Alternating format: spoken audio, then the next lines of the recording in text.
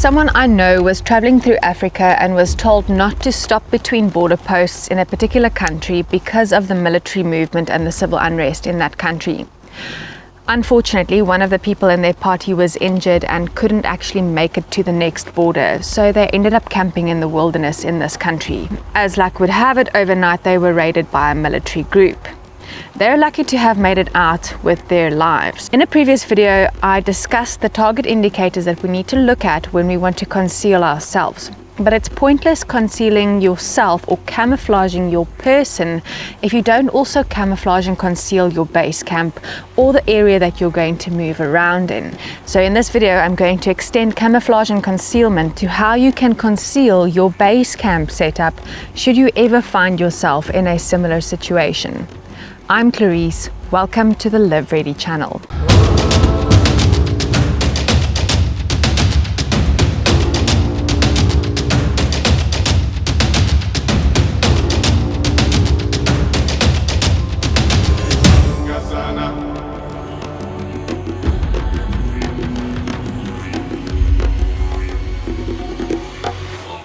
In a previous video, I discussed what the target indicators are for camouflage and concealment.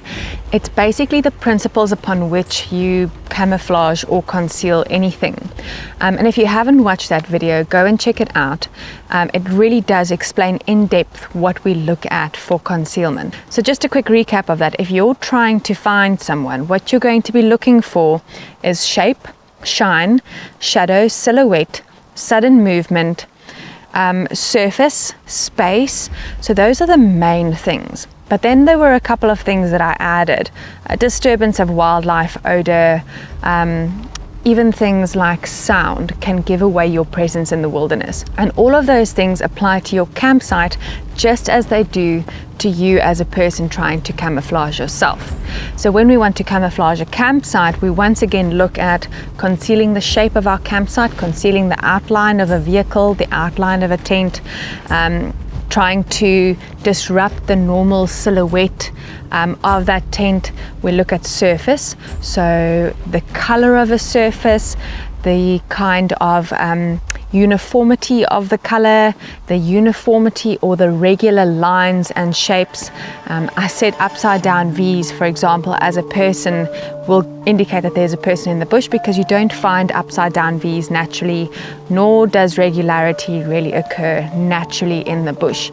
So you want to disrupt the normal shape and you want to disrupt the normal colors of your campsite.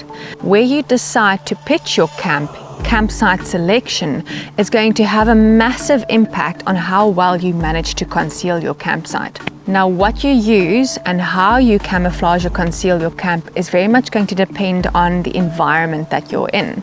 So I'm actually in a pine forest at the moment. I can still actually use this sort of brown camo netting, because when you look at the forest from above, then you also see a whole lot of pine needles. So I do blend in from above. Do I blend in from the side? Well, no, but then again, what exactly are you trying to camouflage or conceal yourself from? Are you trying to camouflage or conceal from drones, from casual observation? Are you just doing a stealth camp, or are you really in trouble and the environment that you have to camp in for whatever reason is just not that safe? All right, so there's a lot of consideration around what the environment looks like, and that's going to determine how you conceal your camp. For example, if I was wanting to conceal my camp from a road or from traffic that sort of comes from this direction, I would move all of my camo netting over to the side, and then I can use the foliage in the environment as well. I can use some of the trees and the branches in the same way that we veg up when we camouflage. You can use vegetation in order to stack and create layers in front of your camp that conceals it a bit better. And if you're just doing a small stealth camp and you've just got a bivvy or a tarp or something like that, obviously it becomes a whole lot easier. The more people there are in your party, especially if there are kids around, because they make noise and they tend to move around a whole lot more, the more difficult it becomes to conceal your camp. Animals can also pose a challenge in that instance. Now, one of the most difficult places, in my opinion, to conceal a campsite is in the desert, because there aren't a whole lot of terrain features that you can use in order to camouflage your camp. But on a recent trip into the dunes, my friend Ben from Get Out Adventure and I did actually manage to relatively conceal our camp. Not just from above, not just by camouflaging the vehicles, but also by using some of the terrain features. So you can actually find basins that will provide natural concealment from the side.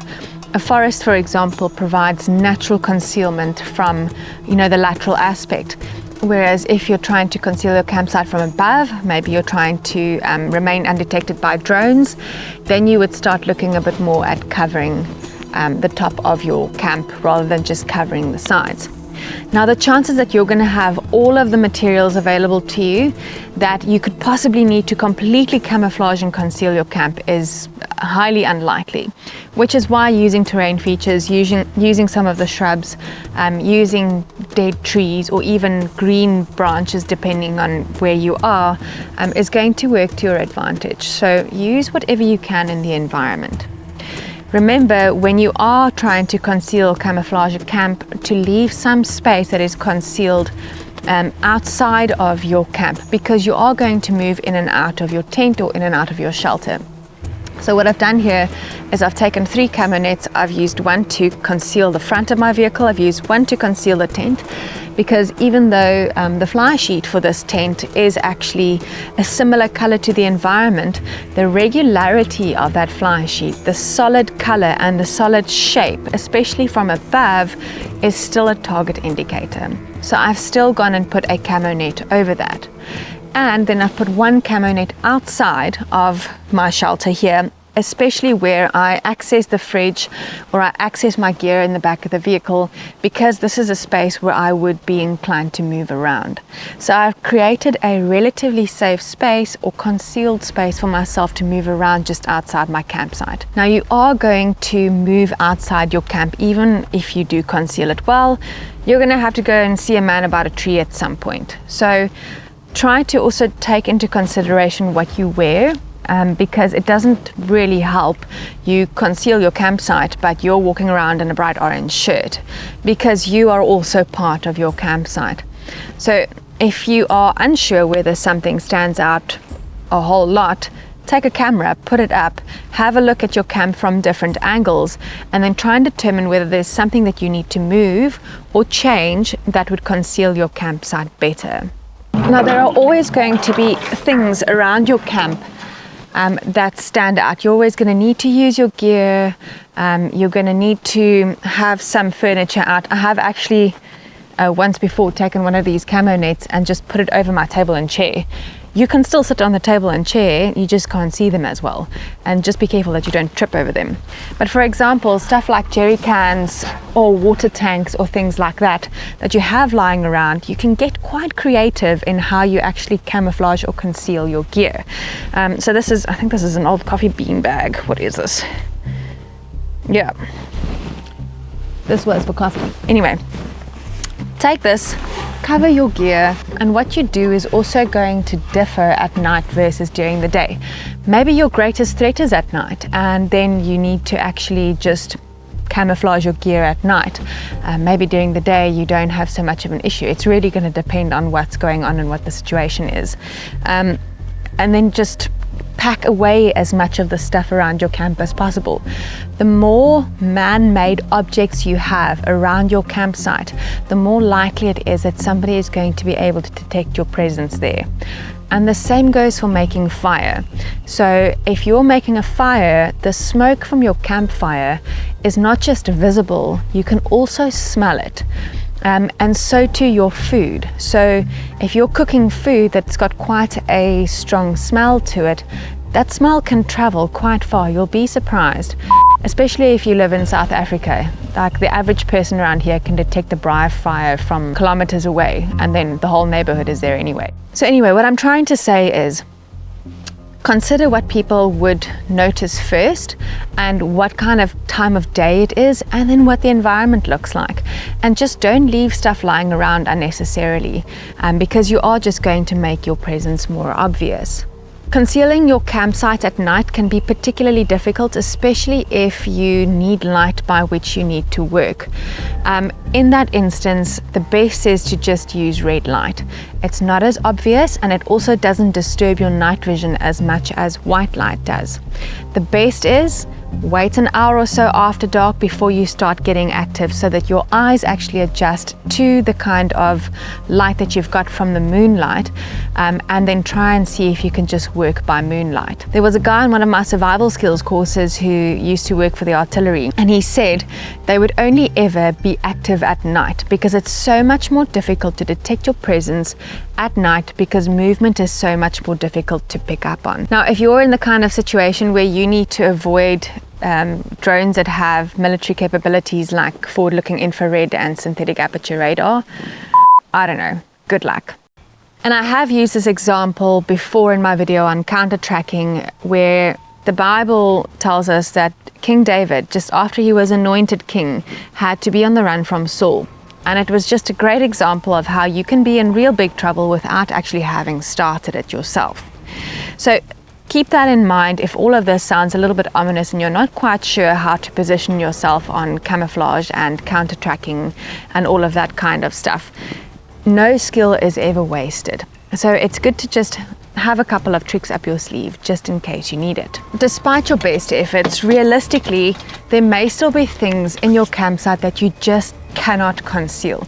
So just do the best that you can, and you can get creative with things like duct tape or tarps, the foliage in the environment, even Hessian bags or old coffee bean bags. Maybe even your sleeping equipment is the right color to help you to conceal your campsite. But there are things that you absolutely have control over. One of those is sound. And this becomes difficult if you've got kids or you've got dogs at camp, because they do tend to make a noise, and it's usually at the absolute worst time.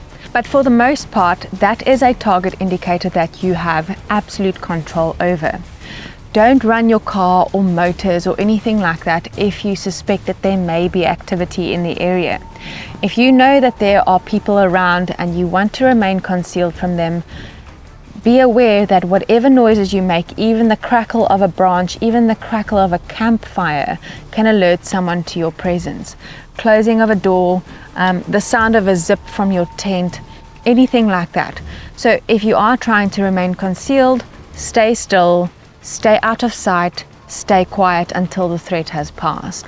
And looking at this campsite, despite my having put up 3 camo nets and not having put out any bright gear, I've literally got the minimum out here.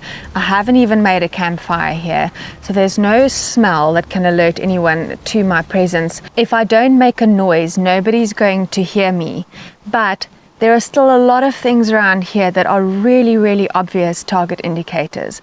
So I spoke a bit about the principles, the target indicators earlier. Things like this ladder over here, the shine from a metal object or even from the tent poles in just the right light at just the wrong time is going to give off a shine and a reflection.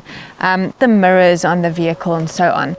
So all of those things are things that you need to look at if you really want to conceal your vehicle. And don't underestimate how quickly someone who's searching for you in the wilderness can pick up on your presence by small things like a little bit of a shine. So let's talk a bit about camo netting. And is it better to just have like one massive camo net under which you park your vehicle or you pitch your camp, or should you try to make it conform to the shape? And that's when we start thinking again about, well, if you make the shape of a vehicle or of a campsite obvious, then again, we're back to target indicators. But at the same time, if you are trying to remain concealed from drone surveillance, then you may want to actually conform to the shape of the vehicle, because if you have something that is regular in the bush, so again, a flat surface is regular, even if it's not a regular color, the shape of a tarp or of a square camo net from above on drone surveillance or on drone footage is also going to alert someone to strange and abnormal regularity in the wilderness. If you look around at the bush here, there's not a lot of regularity. I'm not even parked on a flat surface at the moment, so even the slope on which I'm parked should sort of give me an indication of how I should layer my camo nets in order to remain concealed. It also really helps if the gear that you have is already a natural color. So I did a review about a tent a couple years back that was bright yellow, and a lot of the feedback that I got, and it was something that I mentioned in the video as well, is bright color gear is really difficult to conceal, and you just kind of feel like you don't blend into the environment that much.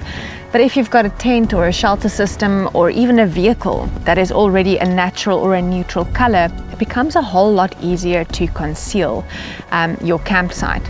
So driving through the dunes with my friend Ben Nathan from Get Out Adventure, both of our vehicles were a light color, so it wasn't that difficult to conceal the vehicle.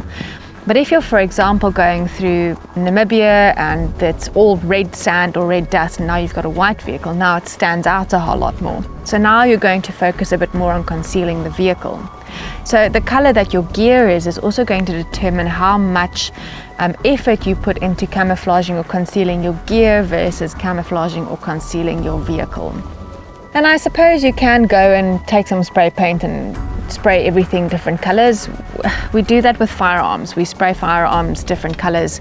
You spray paint a rifle because it's so much easier to conceal a rifle if it is already camo colors, rather than trying to wrap camo tape around it. Now you've got to think about, is the tape going to melt if you use it? Is it going to get in the way of, for example, the slide of a firearm? Or, you know, it's just so much more of a hassle trying to conceal things with materials than it is trying to conceal things with paint or something like that. So this is again where preparedness comes in. If you know that you're going to travel through an area that is potentially dangerous, think about these things beforehand. Go in prepared. Even if you don't expect to land up in a situation where you may actually need to camouflage your campsite, just take the time, do the prep beforehand. You're going to take a whole lot of stress off of yourself if you have prepared for a situation like that in advance. Solar panels, for example, are really hard to conceal because you actually do need to have them out in the sun. So there again is a challenge that you're just going to have to try and figure out how you're going to overcome. Having camo netting up over it is kind of okay because then you still get some sunshine on the solar panels. But still, from an aerial view, if you've got drone surveillance that you're trying to avoid, then you may still get a reflection off of the solar panel. So leave your gear dirty. Don't wash it. Let it have dust all over it. Let the solar panel get dirty. It's not going to be as effective, but it's also not going to give as much of a shine or as much of reflection as it otherwise would. So letting your gear stay dirty, not a bad thing if you're trying to remain concealed and camouflaged.